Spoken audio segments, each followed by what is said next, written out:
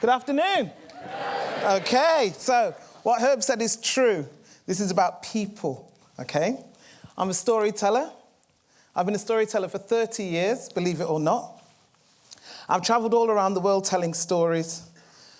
I've been very blessed and very lucky to be able to make my living from what I absolutely love. The thing that I love most about storytelling is being able to share stories with people. It's not a theoretical thing. I think a storyteller is only a storyteller when they're active, when they're telling stories to people. When I'm not telling stories to people, I'm researching stories to tell to people. But as a storyteller, this is the only place I really come to life. It's the only time that what I do is relevant in terms of my title, storyteller. Now, I use that word relevant for a reason. Over the years, as I said, I've been telling stories for 30 years, and over the years, it seems that to be called a storyteller of traditional stories is becoming less and less cool. And now people are saying, no, I'm not a storyteller, I'm a spoken word artist. Or, no, I'm not a storyteller, I'm a contemporary storyteller. Whereas I believe that stories are templates. I've been taught this by fellow storytellers. Stories are templates, maps, roadmaps to what it means to be a human being.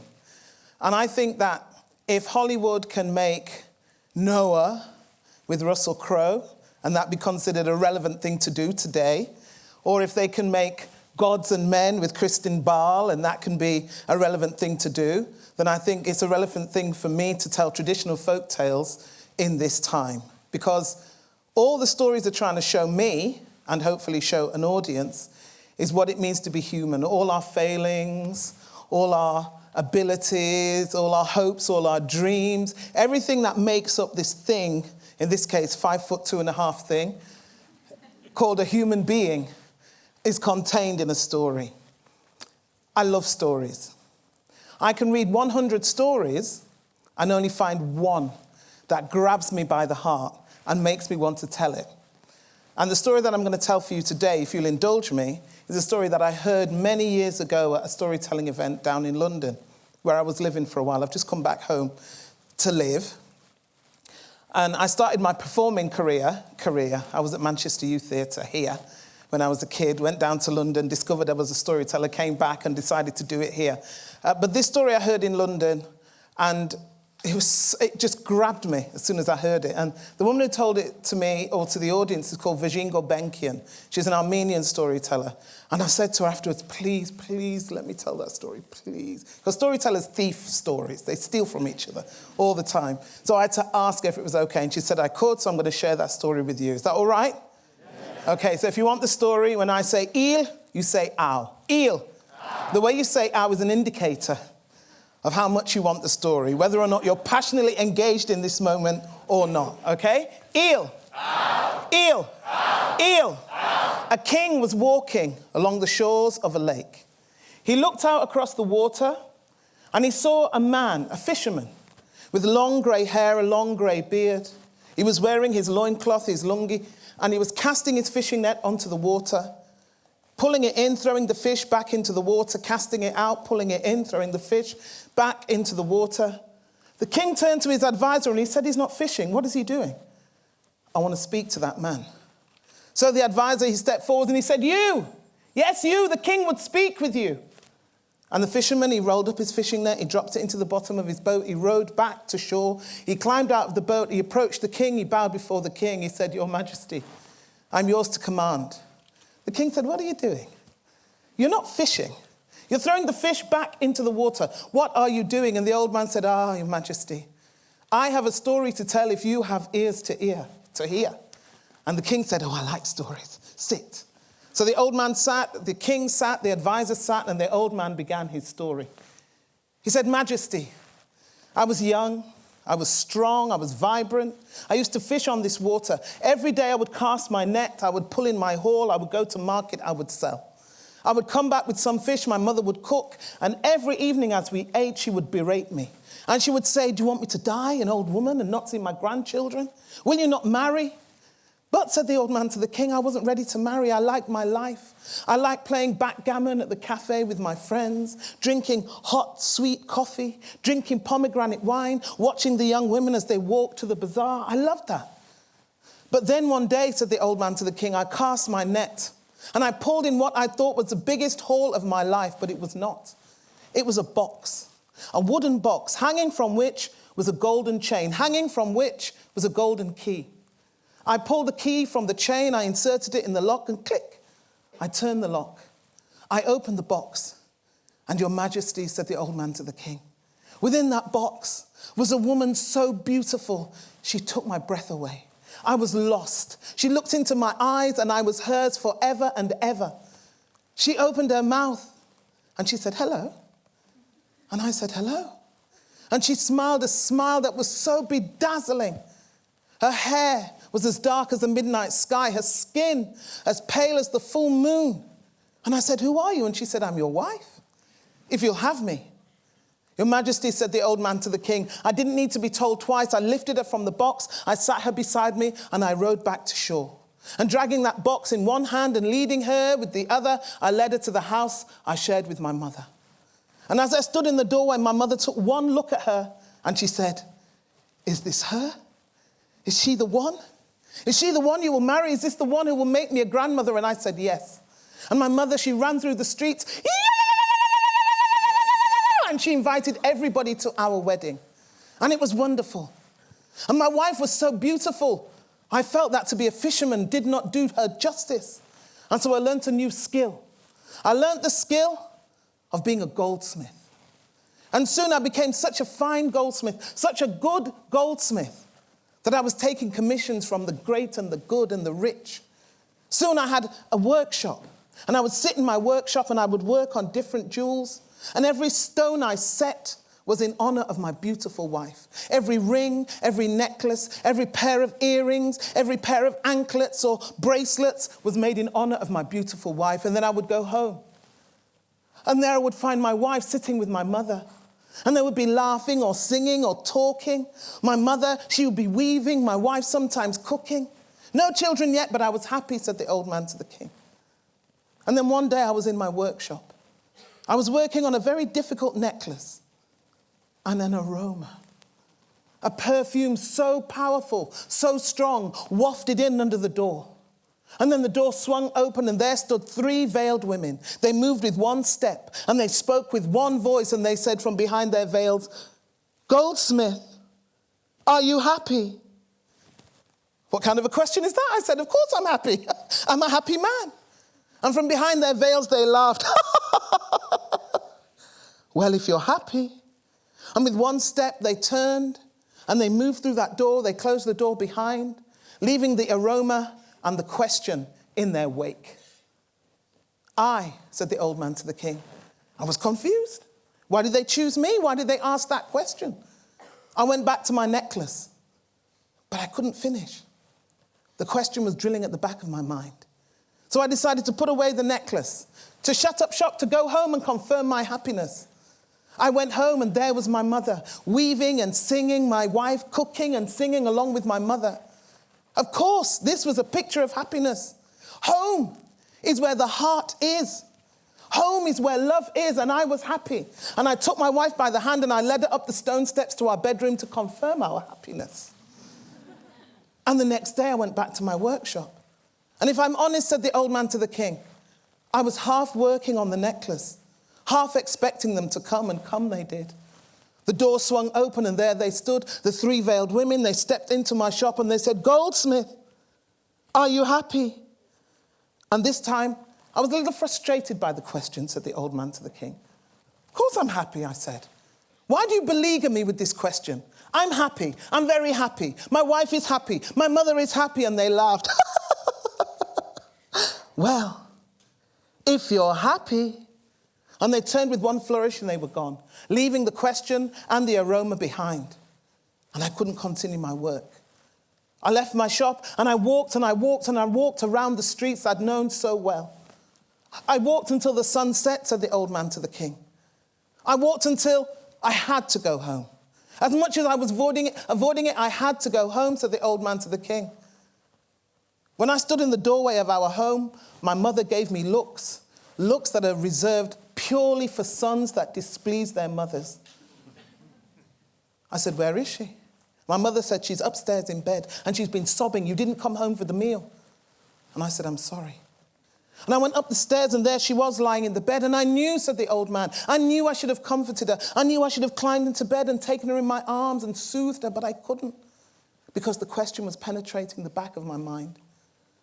I lay beside her. I could hear her sobbing softly. I turned my back and I tried to sleep, but there they were. In my mind's eye, the three veiled women. And in the morning, as the cock crowed, rather than face my wife, I jumped out of bed, I splashed cold water on my face, I said my prayers, and I left the house and I went to my workshop and I waited. I didn't pick up my tools, I waited. I sat and I waited because I knew they would come, said the old man to the king. And sure enough, the aroma. Then the door swung open and there they stood, the three veiled women, and they said, Goldsmith, are you happy? And I said, no, I'm not. I'm not happy. What is happiness? Can you please tell me what happiness is? Can you show me happiness? And they said, follow us and we will show you happiness. So I followed them. I followed them from my workshop through the streets I'd known my whole life until I came to streets I'd never seen before in my life. Until they brought me to a door. An oak door with a knocker fashioned in the face of a veiled woman. One of them took out a key, she unlocked the door, she pushed open the door, and there was a courtyard flooded with light and a table heavy laden with delicious things to eat and delicious things to drink. One of them went, she fetched water to wash my face, my hands, my feet. Another, she brought pomegranate wine. The other, she brought a platter of food from the table, and they fed me. The one who had washed my hands, face, and feet, she took out an oud and she began to play. Intoxicating music. And then the other two stopped feeding me and they began to dance. They danced and they danced and they danced. And then finally, when the music was ended and the dance was finished, they stood up and they dropped their veils. Your Majesty, said the old man to the king, I thought my wife was a thing of beauty, but these three women. Oh. And then they spoke with one voice and they said, you can have me. Choose. And I thought to myself, which one can I choose? They're all equally beautiful. Then one of them pushed her foot forwards ever so slightly to indicate that I should choose her. You, I said, I choose you.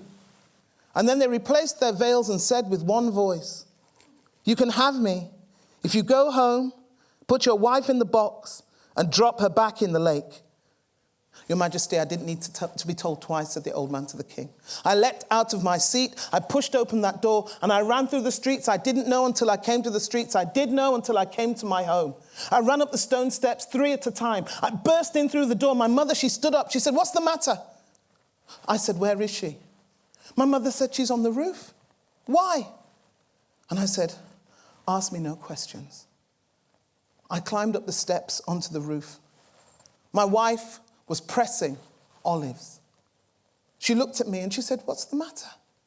And I said, stop what you're doing. Stop what you're doing and come with me. She was so dutiful, said the old man to the king. She stood up and she followed me down the stone steps and into our bedroom. We'd made a table. We'd made a table of the chest in which I'd found her. I swept the things that covered the table onto the ground. And I took the handle of the box in one hand and my wife in the other. I said, let's go. And she said, where are we going? And I said, ask me no questions. And I led her down the stairs, the box bumping down the stairs as we went. And my mother said, where are you going? Where are you taking my daughter-in-law? What is the meaning of this? And I said, ask me no questions. And I led my wife down the stone steps and onto the street, dragging the box behind. And she was saying, please, please, please don't do this. Is it because we don't have children? Have patience. We will have children. And I said, it's not about children. And she said, then what? Have I displeased you? What have I done? But I couldn't speak. I couldn't even look at her, said the old man to the king. I led her through the streets until we came to this very lake, till we found my old fishing boat. I opened the wooden chest and I said, climb in. And she fell to her knees and she said, please, please. Please don't do this. I beg of you. And I said, climb into the box. And she became resigned to her situation. She climbed into the box. I snapped the lid shut. I pulled the key from the golden chain. I inserted it in the lock and click, I locked it. And then I reattached the golden key to the golden chain and I lifted the box and I put it back in my fishing boat, said the old man to the king. And then I jumped into my fishing boat and I rowed. I rowed to the middle of this lake and I pushed the box in. And as I watched it sink, said the old man to the king, I felt all the responsibility for the question lift from my shoulders. All the responsibility for happiness lift from my shoulders. And then I rowed back to the shore and I went to find the house. The house with the oak door, with a knocker fashioned in the face of a veiled woman. But I couldn't find it, said the old man to the king. I searched, but I knew all these streets, and I asked people, and no one had ever seen such a house. I searched until finally my feet led me to the only place they could lead me, home. And my mother was waiting in the doorway, and she said, well, where is she? Where is my daughter-in-law? What have you done? And I told my mother everything. With tears streaming down my face, I told my mother everything. And she said, you're a fool. You're a fool. You're a fool. But it's not too late. Go back. Cast your fishing net. Bring home my daughter-in-law. I want to be a grandmother. I want to see you smile. I want to see her laugh. I want to hear her sing. Bring home my daughter-in-law. And so, Your Majesty, said the old man to the king, I ran back to the lake. And I jumped back into my boat. And I rowed to the center of that lake there. And I unfurled my fishing net and I cast my net.